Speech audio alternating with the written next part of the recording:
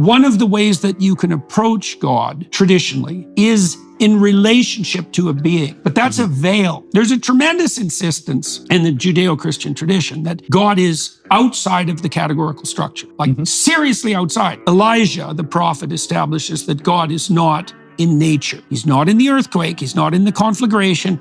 He's not in the storm. That doesn't mean that nature doesn't speak of God, but it does mean that whatever God is not in the natural world. Okay, now we can extend that. Not bound by time, not bound by space. Well, does that make God a material object? Because when people say, is God real?